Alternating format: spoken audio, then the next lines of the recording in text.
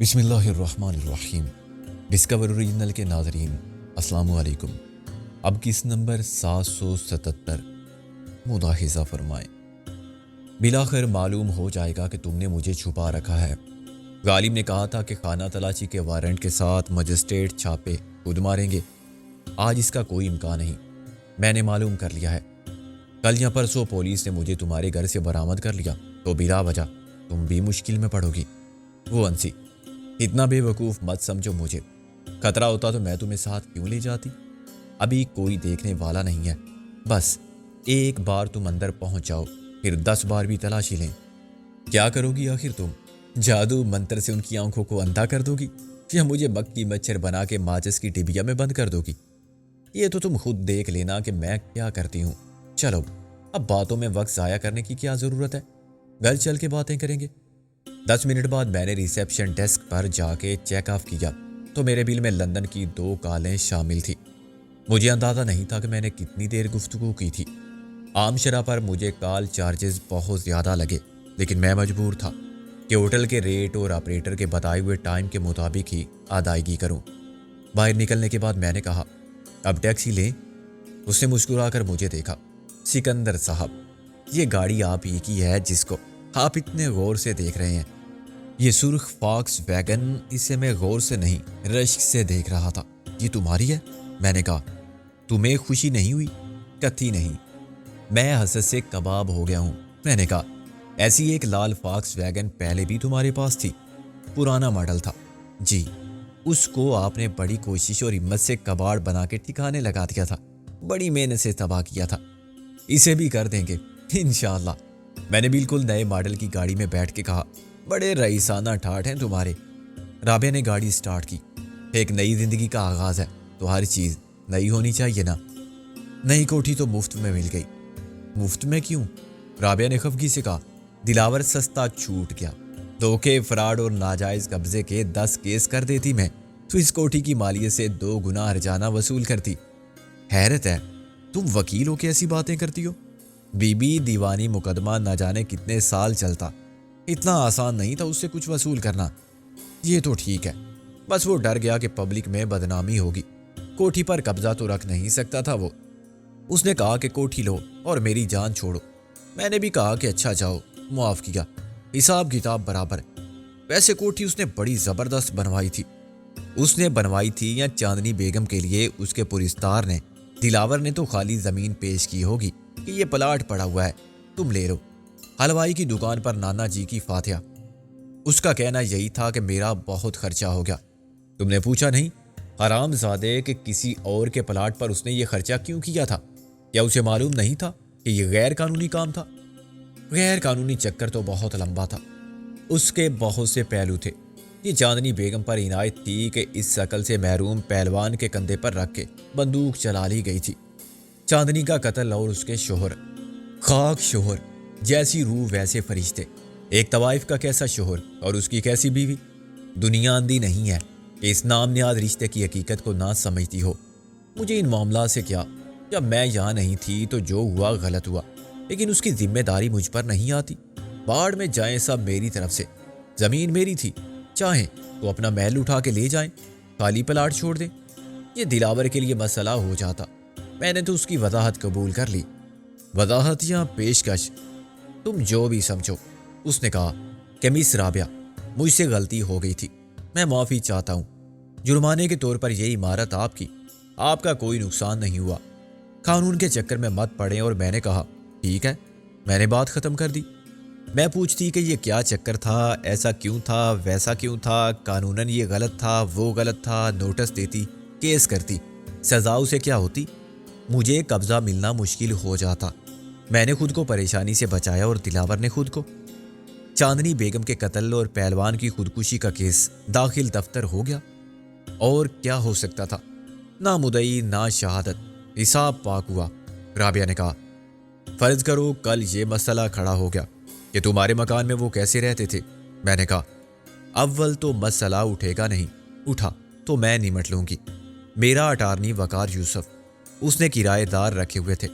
کرایہ نامہ ضروری نہیں، لیکن پچھلی تاریخ میں بھی بنایا جا سکتا ہے۔ اور یہ مکان کس نے بنایا؟ تمہاری عدم موجودگی میں۔ اس کا نقشہ وغیرہ کیا اخراجات ہوئے، ان کی تفصیل؟ سکندر قانون میں بہت کچھ ہے، مگر دنیا کے معاملات ایسے ہی چلتے ہیں۔ ایک قانون ہو تو 10 طریقے لوگ ایجاد کر لیتے ہیں اس قانون سے بچنے کے۔ بدنیتی سے میں نے کچھ نہیں کیا مگر خود کو بچانے کے لیے کچھ کروں گی۔ تم بے فکر رہو، مجھے کوئی نہیں پکڑ سکتا۔ خود پکڑنے والوں کو کس نے پکڑا ہے آج تک؟ خود سرکاری حکام جو پبلک سرونٹ کہلاتے ہیں اتنی جائیداد رکھتے ہیں کہ ان کی ساری عمر کی تنخواہ جوڑی جائے تب بھی مالیت کا 10% بنے گی۔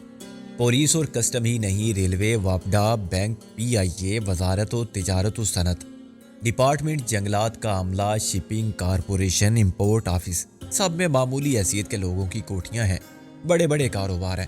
یہ کون نہیں جانتا؟ حکومت جانتی ہے، عوام جانتے ہیں، عوام کے نمائندے جانتے ہیں، یہ سب کو معلوم ہے، لیکن جاننے سے کیا فرق پڑتا ہے؟ خرابی تو بڑھتی جا رہی ہے۔ میں نے کہا تمہاری کار تم سے بھی زیادہ خوبصورت ہے۔ وہ ہنس پڑی۔ مجھ سے زیادہ خوبصورت تو شیلی تھی۔ میں نے آ بھر کے کہا کیا فائدہ اس خوبصورتی کا جس کے ساتھ ایسی بدبختی اور نحوست ہو، ذلت کی موت ہو اور مر کے بھی رسوائی ہو۔ مجھے معلوم ہے تم سب اس کو ساری خرابی کا ذمہ دار سمجھتے ہو اور اس کے لیے نفرت کے جذبات رکھتے ہو، لیکن آج تک مجھے بہت سی ایسی باتیں معلوم ہوئی ہیں جو پہلے معلوم نہیں تھی۔ چنانچہ تمہیں دکھ ہو رہا ہے؟ دکھ تمہیں بھی ہوگا رابعہ۔ یہ ٹھیک ہے کہ اس کے ساتھ جو بھی ہوا وہ اپنی ہی نیت کا پھل سمجھا جا سکتا ہے، لیکن چودھری دلاور نے اسے دھوکہ دیا اور ایسے حالات پیدا کر دیے کہ وہ مجبور ہو گئی۔ اس نے کوشش کی تھی کہ مجبوری کی دلدل سے نکل جائے، مگر اس وقت تک بہت دیر ہو گئی تھی۔ وہ اتنی بے بس تھی کہ کچھ نہ کر سکی اور دلاور نے اسے قتل کرا دیا۔ قتل؟ تم اس کی خودکشی کو قتل کہہ رہے ہو؟ ہاں، مگر اسے قتل ثابت نہیں کر سکتا۔ میں نے کہا گاڑیاں پرانے راستے سے کراؤن سینما کی طرف مڑ گئی تھی۔ رابعہ کی کوٹھی کے دروازے پر چوکیدار کھڑا ہوا تھا۔ اس نے دروازہ کھولنے سے پہلے کار کے اندر جھانکا۔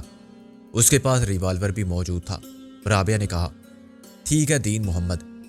یہ کون ہے بیگم صاحب جی؟ اس نے مجھے غور سے دیکھا۔ رابعہ نے کہا یہ میرے دوست ہیں سکندر بخت۔ اس نے سر ہلایا اور پیچھے چلا گیا۔ پچھلے شیشے میں سے اس نے کار کے اندر نہ جانے کیا دیکھا اور پھر مطمئن ہو کے گیٹ کھول دیا۔ میں نے کہا یہ کس قسم کا چوکیدار ہے؟ رابعہ مسکرائی۔ اسے غالب نے سیکورٹی کے بارے میں سخت ہدایات کی ہیں کہ جب تک خود نہ پہچانو کسی کے لیے دروازہ مت کھولو۔ رابعہ کے ساتھ کوئی ہو تو اچھی طرح دیکھو کہ دوست ہے یا دشمن۔ بی اندر ہو تو ہر آنے والے کا نام پوچھو، گاڑی کا نمبر نوٹ کرو اور اندر بتاؤ۔ چند افراد کے سوا جن کا نام حلیہ اسے بتا دیا گیا ہے۔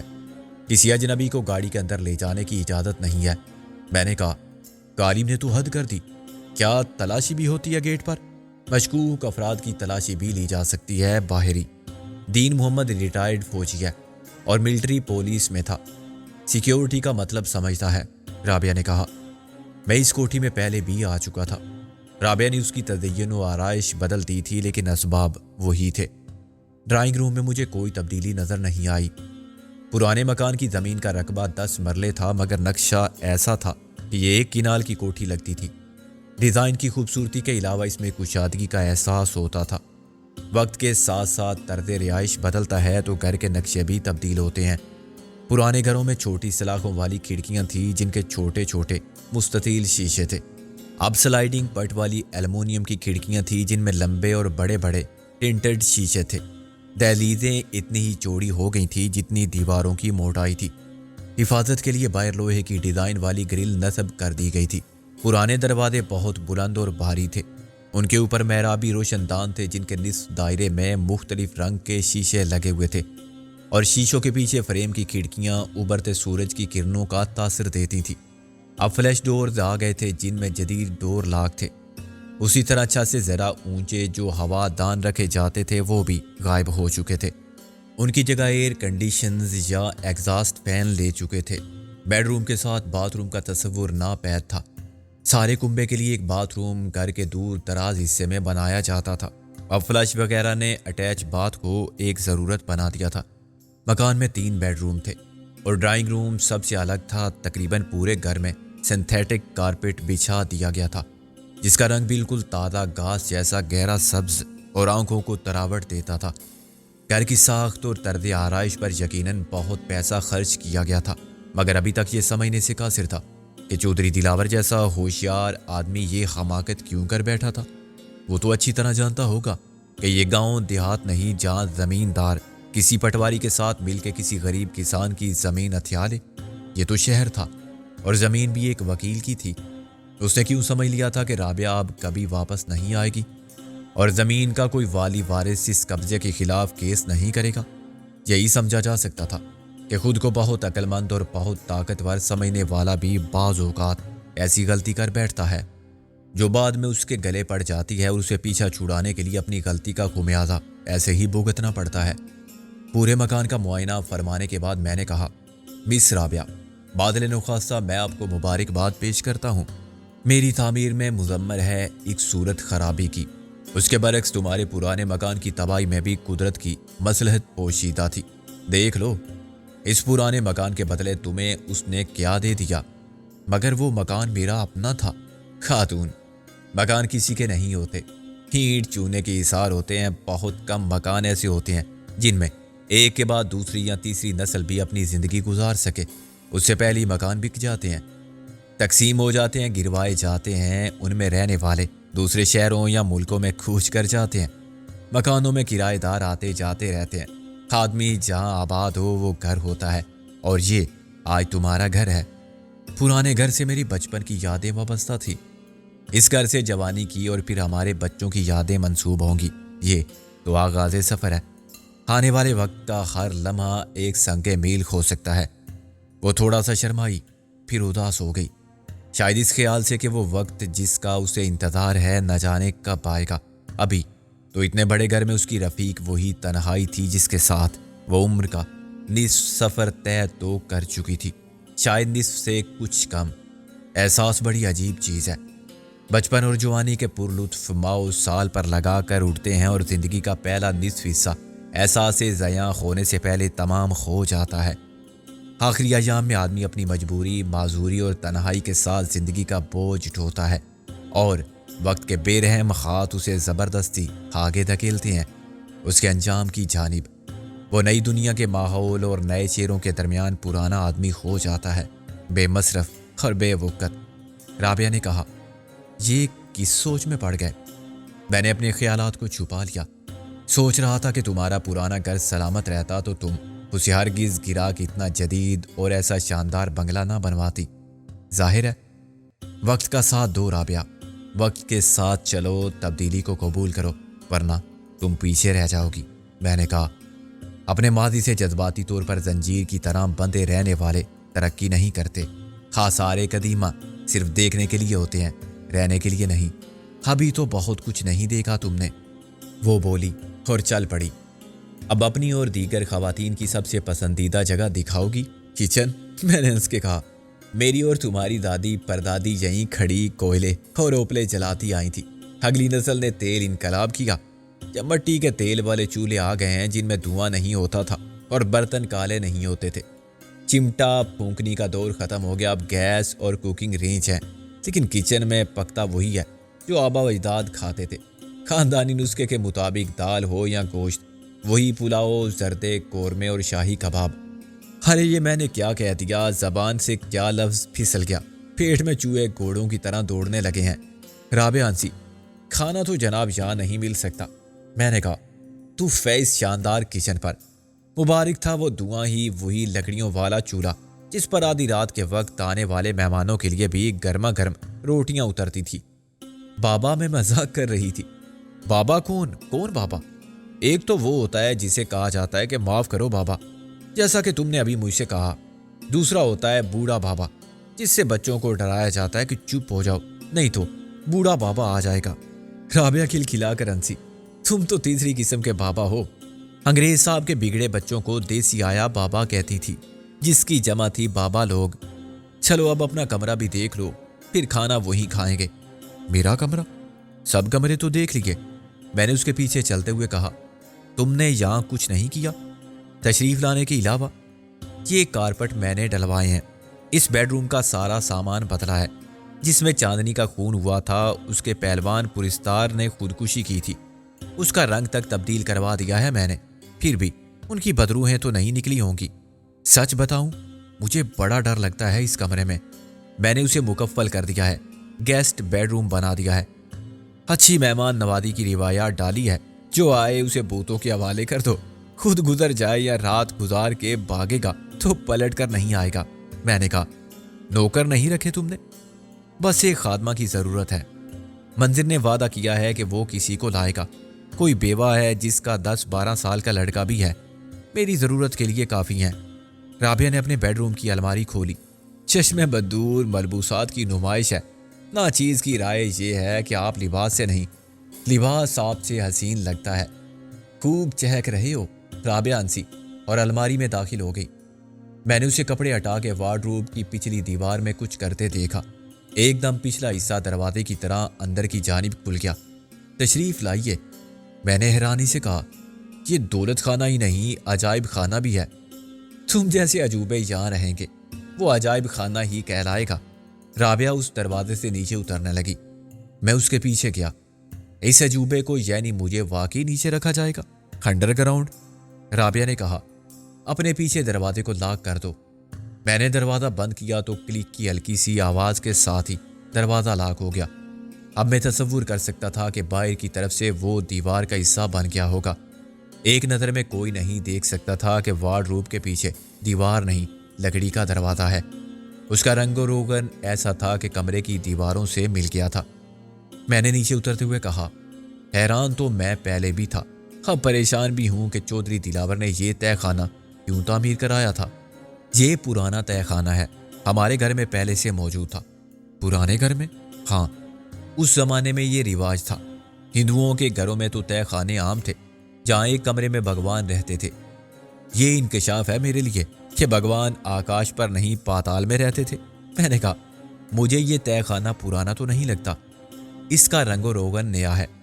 پہلے یہاں کباڑ بھرا رہتا تھا اور ہوا کی آمد و رفت نہیں تھی، چنانچہ نیچے آ کر دم گھٹتا تھا۔ راستہ یہی تھا، مگر اب میں نے اسے بڑی صفائی سے چھپا دیا ہے۔ رابعہ نے ایک بٹن دبا دیا۔ ایک جانی پہچانی سرسراہٹ سے میں نے اندازہ کر لیا کہ کہیں ایئر کنڈیشنر نے کام شروع کر دیا ہے۔ لائٹ بھی ذرا سی دیر کے لیے کم ہو گئی تھی۔ یہ اے سی بھی جدی پوچھتی ہے؟ یہ میں نے لگوایا ہے۔ اپنے قیدی کے لیے؟ میں نے کہا، بہت پر تکلف قید خانہ بنوایا ہے تم نے۔ تم جو چاہو سمجھو، لیکن تمہاری حفاظت کرنا ہم سب کی مشترکہ ذمہ داری ہے، اور ہم نے مل کے طے کیا ہے کہ جب تک خالات کا یہ خطرہ دور نہیں ہو جاتا تم یہیں رہو گے۔ میں نے کہا، زنجیریں ڈال کر رکھو تو اور بات ہے، ورنہ کیا تم بھاگ جاؤ گے؟ رابعہ نے کہا، آرام سے بیٹھ جاؤ یہاں، میں کھانا لے کر آتی ہوں۔ بازار سے؟ میں نے خود پکایا ہے، میں صرف وکیل ہی نہیں ہوں۔ وہ لوٹ کے اوپر چلی گئی تو مجھے سچ مچ ایسا لگا جیسے میں مجرم ہوں، دہشت گرد ہوں۔ جان بچانے کے لیے چھپ کے رہنا میری مجبوری ہے، اور میں اپنے لیے ہی نہیں، دوسروں کے لیے بھی باعث خطرہ ہوں۔ بات صرف میرے احساس کی تھی، ورنہ 12 فٹ چوڑے 18 فٹ لمبے کمرے میں آسائش کے تمام لوازمات فراہم کر دیے گئے تھے۔ بیڈ بہت آرام دہ تھا، لائٹ بہت خوبصورت تھی اور کارپٹ بہت قیمتی تھا۔ ایک طرف لکھنے کی میز تھی اور کتابوں کی الماریاں تھیں۔ چودھری دلاور کا پڑھنے لکھنے سے اور کتابوں سے دور کا بھی رشتہ نہیں تھا۔ یہ انتظام رابعہ نے کیا تھا اور ظاہر ہے بڑی اجلت میں کیا تھا۔ شاید گزشتہ چند روز میں غالب اور نازو کے ساتھ مل کے یہ طے کر لیا تھا کہ روپوشی کے لیے مجھے ہرگز لندن نہیں جانے دیا جائے گا۔ انہوں نے آپس میں سارا پروگرام بنا لیا تھا کہ میں یہاں رہوں گا۔ پھر انہوں نے میری ضروریات اور خواہش کے مطابق یہاں ہر چیز فراہم کر دی تھی۔ کمرے کی دوسری دیوار کے ساتھ ایک کونے میں ٹی وی موجود تھا، تو دوسرے کونے میں بالکل نیا خریدا ہوا ریڈیو گرام رکھا ہوا تھا، اور اس کے نچلے خانوں میں ریکارڈ بھرے ہوئے تھے۔ آخر انہوں نے کیسے فرض کر لیا تھا کہ میں غیر معینہ مدت کے لیے اس قید تنہائی کو قبول کر لوں گا؟ میں نے برہمی سے سوچا، کیا وہ مجھے زبردستی اس جیل میں رکھ سکتے تھے؟ یہ تو ناممکن تھا۔ بزدلی کے ساتھ جان کے خوف سے چھپ کر رہنا تو موت سے بھی بدتر ہے۔ اتنا ہی پیار ہوتا مجھے زندگی سے، اور اتنا ہی کم ہمت ہوتا تو دلاور سے صلح نہ کر لیتا۔ میں اتنا غصے میں تھا کہ کسی سے لڑنا چاہتا تھا، وہ رابعہ ہو، غالب ہو یا نازو ہو۔ کوئی میرے سامنے آ کے مجھے بتائے کہ مجھ سے پوچھے بغیر انہوں نے یہ فیصلہ کیوں کیا تھا۔ ایک باغیانہ جذبے کے ساتھ میں اوپر چڑھ گیا اور الماری کے دروازے سے گزر کے بیڈ روم میں آ گیا۔ رابعہ کچن میں تھی اور میز پر کھانا لگا رہی تھی۔ 4 افراد کے لیے چھوٹی سی گول میز کچن کے ایک حصے میں تھی۔ دوسری بڑی ڈرائنگ روم سے ملحق کھانے کے کمرے میں لگی ہوئی تھی جس پر 12 افراد بیٹھ سکتے تھے۔ میں نے کرسی پر بیٹھ کر کہا، میں اس اے سی کلاس جیل سے بھاگ آیا ہوں اور واپس جانے کا کوئی ارادہ نہیں رکھتا۔ رابعہ نے جیسے میری بات سنی ہی نہیں۔ غالب اور نازو بھی پہنچ رہے ہیں، کھانا ساتھ ہی کھائیں گے جہاں۔ میں نے میز پر مکہ مارا، اچھا ہے وہ بھی آ جائیں، ان سے بھی پوچھنا ہے مجھے کہ یہ احمقانہ آئیڈیا کس کا تھا۔ اسی وقت باہر کا دروازہ کھلا اور نازو سیدھی کچن کی طرف آئی۔ اس کے پیچھے غالب تھا، وہ بہت تھکا ہوا لگتا تھا۔ اف، کیسی جان لیوا خوشبوئیں میرے حواس پر یلغار کر رہی ہیں۔ کتنی بڑی ٹریجڈی ہو گئی اگر میں کھانے کی میز پر فوت ہو گیا، غالب نے کہا۔ میں نے کہا، تمہاری فوتگی کا وقت تو ہو گیا ہے، کھانا چھوڑ جاؤ دنیا میں کسی کے لیے۔ سکندر جب گیا دنیا سے تو دونوں ہاتھ خالی تھے، پھر پیٹ تو بھرا ہوا تھا۔ بھوکا مرتا تو سکندر اعظم کون مانتا اسے، اور کھانا میں کس لیے چھوڑوں؟ تمہارے سوئم کی فاتحہ ہو سکتی ہے اسی کھانے پر۔ نازو نے گھبرا کے کہا، کیسی باتیں کرتی ہو تم؟ میں نے کہا، لڑکی ادھر آ کے بیٹھو، تم سے بھی خوفناک لڑائی لڑنی ہے مجھے۔ غالب نے کہا، بھوکے زیادہ دیر نہیں لڑ سکتے، کھا پی کے کچھ توانائی تو آ جائے پھر خوب لڑیں گے صبح تک۔ میں نے کہا، بات یہ بھی ٹھیک ہے۔ رابعہ نے بھی پوری طرح کھانا سرو بھی نہیں کیا تھا کہ میں اور غالب اس پر ٹوٹ پڑے۔ گھر کی فضا میں ایک پرتحفظ اپنائیت آ گئی تھی۔ پہلی بار رابعہ کے اپنے گھر میں تھا اور اپنوں کے درمیان تھا۔ اس گھر کی ہر چیز سے ان لوگوں کی محبت تک سب پر میرا حق کے ملکیت تھا۔ زندگی کا ایک بھرپور دن مجھ پر اپنی نحوست کا سایہ ڈالے بغیر گزر گیا تھا۔ اجل کے شکاری خات اس حفاظتی حصار سے گزر کے مجھ تک نہ پہنچ سکے تھے جو مجھ سے محبت کرنے والوں نے قائم کر رکھا تھا۔ جب رابعہ اور نازو ہمارے ساتھ آ کے بیٹھی تو غالب نے مڑ کے پیچھے سے مجھے لات ماری۔ یار یہ کیسا قورمہ ہے، لگتا ہے ڈیزل کا تڑکا دیا گیا ہے۔ میں نے سر ہلایا، گوشت بھی پتہ نہیں کس چوپائے کا ہے۔ غالب بولا، بریانی کے چاول تو بالکل بھوسے کی طرح ہیں، ٹھنڈے پانی میں ڈال کے نکال دیے گئے ہیں، انہیں کھانا لوہے کے چنے چبانے کے مترادف ہے۔ میں نے کہا، کس ہوٹل سے منگوایا تھا کھانا مس رابعہ؟ رابعہ نے آنکھیں نکال کے کہا، بنو مت، کھانا میں نے پکایا ہے۔ میں نے بوکھلاہٹ کا مظاہرہ کیا، آپ نے؟ بھائی پہلے کیوں نہیں بتایا ہمیں؟ غالب نے کہا، ہاں ہم تو سچ بولتے۔ میں نے کہا، اگر آپ نے ایجاد کی ہیں یہ چیزیں تو بھائی سبحان اللہ، ماشاء اللہ، ذرا نام تو بتاؤ ان کھانوں کے جو ہم قورمہ بریانی سمجھ کے کھانے پر مجبور ہیں۔ غالب نے میز پر مکہ مار کے گہری سانس لی، اتر گیا حلق سے لقمہ۔ نازو نے اسے گھورا، موقع ملا اور دونوں نے ایک ہی راگ شروع کر دیا۔ راگ بکواس 3.5 تال میں اسے بے وقت کی راگنی بھی کہتے ہیں اور یہ رات کے کھانے کے وقت گائی جاتی ہے۔ غالب نے کہا۔ کھانے کے بعد ہم بھی وہیں بیٹھے رہے۔ نازو نے برتن سمیٹے اور سنک میں دھونے لگی۔ رابعہ نے چائے رکھ دی۔ میں نے کہا، مرزا جی تم ہاسپٹل گئے تھے؟ ہاں، میں نے آج پکا حفاظتی انتظام کر لیا تھا، نیا شناختی کارڈ بنوا لیا تھا۔ سرکاری کارڈ تو پہلے بھی تھا میرے پاس، جو سب سے بڑی سند ہوتی ہے وزارت اطلاعات و نشریات کی طرف سے صحافی ہونے کی۔ غالب نے کہا، ورنہ پولیس تو کسی کو قریب نہیں پھٹکنے دے رہی تھی۔ کچھ معلوم ہوا؟ یہ سب ڈرامہ کیا تھا؟ نقوی صاحب کے قتل کا ڈرامہ کیسا؟ نازو پلٹ کے بولی، تم سمجھتے ہو انہیں قتل نہیں کیا گیا؟ میں نے کہا، میرا خیال ہے کہ انہیں ہاسپٹل میں قتل نہیں کیا گیا، ان کی موت کا سبب وہی زہر ہوگا جو کسی نے ان کے گھر پر دیا تھا۔ غالب نے سوچتے ہوئے کہا، نہیں یار، اس زہر سے ان کی موت واقع نہ ہوتی، ڈاکٹروں نے ان کا معدہ واش کر دیا تھا اور غالباً وہ ہوش میں بھی آ گئے تھے۔ رات کسی وقت انہوں نے خود کسی ڈاکٹر کو بلایا اور کہا کہ میں اپنا بیان ریکارڈ کرانا چاہتا ہوں۔ اس قسم کے بیانات جو کہ رضاکارانہ طور پر کسی مجسٹریٹ کی موجودگی میں دیے جائیں تو ان کی حیثیت بہت مضبوط ہوتی ہے، مگر رات کے وقت مجسٹریٹ کہاں سے آتا؟ ڈاکٹر نے کہا کہ آپ صبح تک انتظار کر لیں، لیکن نقوی صاحب کو شاید اندازہ تھا کہ انہیں مہلت نہیں دی جائے گی۔ بعد میں انہوں نے کسی نرس سے کہا کہ مجھے کہیں سے کوئی ٹیپ ریکارڈر لا دو جس میں کیسٹ بھی ہو۔ نرس پہلے تو تیار نہ تھی، پھر نقوی صاحب نے اسے اپنے تکیے کے نیچے رکھے ہوئے پرس میں سے 1000 دیے کہ یہ تمہارا انعام ہے۔ وہ گئی۔ وہاں ایک مریض کے ساتھ تیماردار کے طور پر رہنے والی کسی خاتون کے پاس چھوٹا سا ٹیپ ریکارڈر تھا۔ وہ خاتون ٹہلنے کے لیے باہر گئی ہوئی تھی۔ या बाथरूम में थी और मरीज शायद सो रहा होगा कि नर्स चुपके से टेप रिकॉर्डर उठा लाई, किसी को कुछ बताए बगैर। दादो ने कहा, ये तो चोरी हुई, और तुम्हें ये सब किसने बताया आखिर? राबे ने सवाल किया। अगर आप लोग खामोश बैठने से कासिर हैं तो कहीं और चली जाएं। गालिब ने उन्हें डांटा। सवालात बाद में करना, हम साफी हैं, कोई घिसियारे नहीं। अंदर तक की खबर ला सकते हैं हम, खुद अंदर हो जाएं। मैंने कहा, बयान जारी रखिए। नकवी साहब ने उस टेप रिकॉर्डर की मदद से कोई बयान रिकॉर्ड किया था।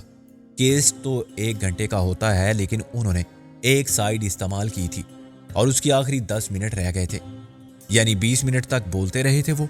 फिर उन्होंने उसी नर्स को तलब किया और टेप रिकॉर्डर उसे देकर कहा कि देखो, ये इंतहाई अहम पैगाम है जो मैंने रिकॉर्ड किया है, तुम इस केस की हिफाजत कर सकती हो। नर्स ने कहा, सर ये कोई मुश्किल काम नहीं। नकवी साहब ने पूछा कि क्या किसी ने तुम्हें टेप रिकॉर्डर लाते हुए देखा था? नर्स ने तस्लीम किया कि वो टेप रिकॉर्डर ऐसे ही उठा लाई थी। जिसका टेप रिकॉर्डर है उसे भी नहीं मालूम। नकवी साहब मुतमईन हो गए और बोले, वेरी गुड, मगर उसे मालूम हो जाएगा।